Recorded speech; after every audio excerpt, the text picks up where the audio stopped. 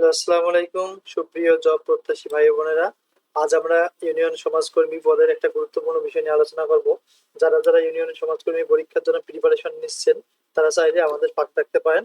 আমরা এই চ্যানেলে আসলে ইউনিয়ন সমাজকর্মী সম্পর্কে গুরুত্বপূর্ণ কিছু মডেল টেস্ট এবং কত মার্কের পরীক্ষা হবে, অর্থাৎ পূর্ণ একটা গাইডলাইন আপনাদের দেওয়া হবে যে ইউনিয়ন সমাজকর্মী পদে পরীক্ষা দিতে আপনার কি কি করণীয় রয়েছে। সব কথা না বলে চলুন আমরা শুরু করি। ইউনিয়ন সমাজকর্মীর মোট মার্ক থাকে এখানে 70 মার্ক, তাহলে ইউনিয়ন সমাজকর্মী পদের পরীক্ষার মোট মার্ক থাকবে 70 মার্ক। বাংলা অংশ থেকে থাকবে 20, তবে ব্যাকরণ অংশ থেকে বেশি মার্ক আসে আর সাহিত্য থেকে কম আসে। তো আশা করি আপনারা বুঝতেছেন যে ব্যাকরণটাকে বেশি গুরুত্ব দিতে হবে, এবং সাহিত্য মনে করেন এখানে 20 মার্কের মধ্যে 15 মার্কে আপনার ব্যাকরণ থেকে আসবে আর সাহিত্য থেকে 4-5 মার্ক আসবে। মনে করেন যদি ব্যাকরণ থেকে 15 আসে তাহলে সাহিত্য থেকে 5 মার্ক আসবে, যেটা আমি বললাম একটু আগে। তাহলে বাংলা থেকে 20 মার্ক থাকবে, গণিত থেকে থাকবে 15 মার্ক, ইংরেজি থেকে 20, সাধারণ জ্ঞান থেকে 15। এই টোটাল 74 মার্কের পরীক্ষা অনুষ্ঠিত হবে। তা আমরা যে বিষয়গুলো বললাম সে অনুযায়ী আপনারা প্রতিটি সাবজেক্টকে গুরুত্ব দিয়ে পড়বেন। আর ইউনিয়ন সমাজকর্মী পদের রিপিট প্রশ্ন থেকে বেশি প্রশ্ন পরীক্ষায় কমন পড়ে এবং অনেক সহজ কোশ্চেনই হয় বলা চলে, যেগুলো কঠিন নয়। আপনারা চাইলে পূর্ণ প্রিপারেশন নিতে আমাদের সাথে থাকতে পারেন। সো চলুন আমরা আলোচনা করব এখানে বাংলা অংশ থেকে বিগত ইউনিয়ন সমাজকর্মীতে আসা কিছু প্রশ্ন, যেগুলো মোস্ট ইম্পর্টেন্ট।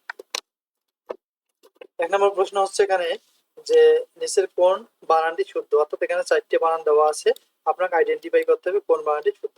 আমি একটু ওয়েট করতেছি এই কারণে যাতে আপনারা নিজেরাই সিলেক্ট করতে পারেন যে আসলে কোনটা শুদ্ধ। একটা পরীক্ষার মতোই যেন আপনাদের এখানে প্রিপারেশন হয়ে যায়। এখানে একের ক নাম্বার আপনারা মনে রাখবেন যে দুইটাতে দীর্ঘিকার আছে, সেটি হচ্ছে শুদ্ধ বানান মনীষী। যুগ সন্ধিক্ষণের কবি বলা হয় কাকে? ভারতচন্দ্র রায়গুণাকার, ঈশ্বরচন্দ্র বিদ্যাসাগর, বিহারীলাল চক্রবর্তী, মাইকেল মধুসূদন দত্ত।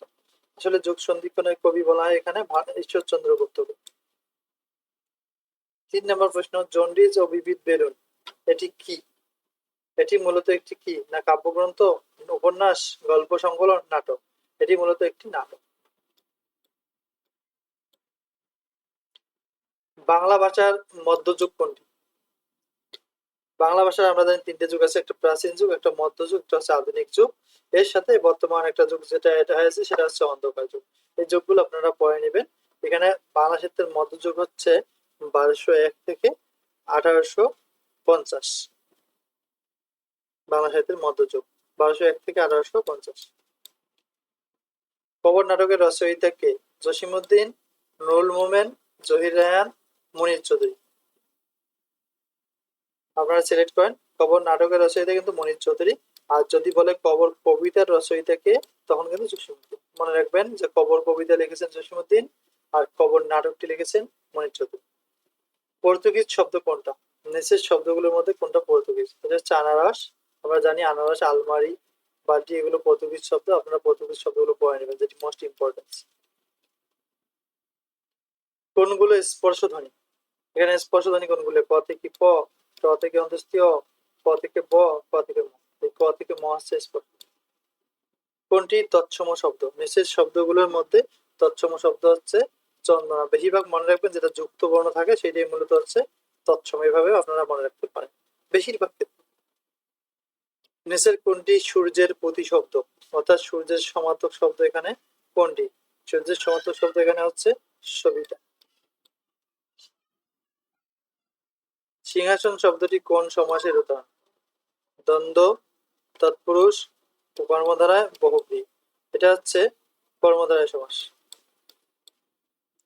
কোন শব্দের বানান অশুদ্ধ? শব্দগুলোর মধ্যে বানান কোনটা অশুদ্ধ? বৈশিষ্ট্য, সশ্রদ্ধ, ঘনিষ্ঠ, বৈত্য। এখানে হবে বৈশিষ্ট্য, এটি বানান অশুদ্ধ। বৈশিষ্ট্য এখানে একটা জফলা হবে। কোন শব্দটি বিশেষণ নয়? কোন শব্দটি বিশেষণ নয়? জীবন, জীবিকা, জীবাণু, জীবন। এটি হচ্ছে জীবন, এটা বিশেষণ না। জনক শব্দের সন্ধি বিচ্ছেদ করেন। জন প্লাস ওইক, জন প্লাস এক, জনে প্লাস এক, জন প্লাস অক। এটা হবে জন প্লাস এক। জঙ্গম শব্দটির বিপরীত শব্দ কোনটা? এটি হচ্ছে স্থাবর। হাইব্রিড শব্দের বাংলা পরিভাষা কি? সংকর। মরমী কবি কাকে বলা হয়? হাসন রাজা, সুলতান মিয়াজি, আলাউদ্দিন খাঁ, ঈশা খাঁ। মরমী কবি বলা হয় কাকে? এখানে বলছে মরমী কবি বলা হয় আলাউদ্দিন খাঁকে। 17 নম্বর,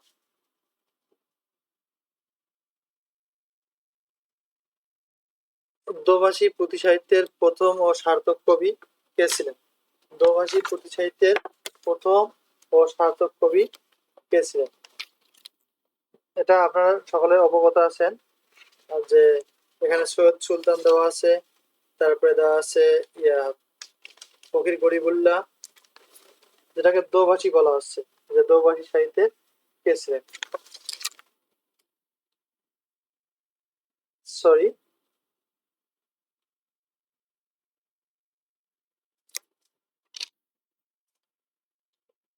এটি হচ্ছে 17 হচ্ছে ক নাম্বার অ্যান্সার, সৈয়দ সুলতান।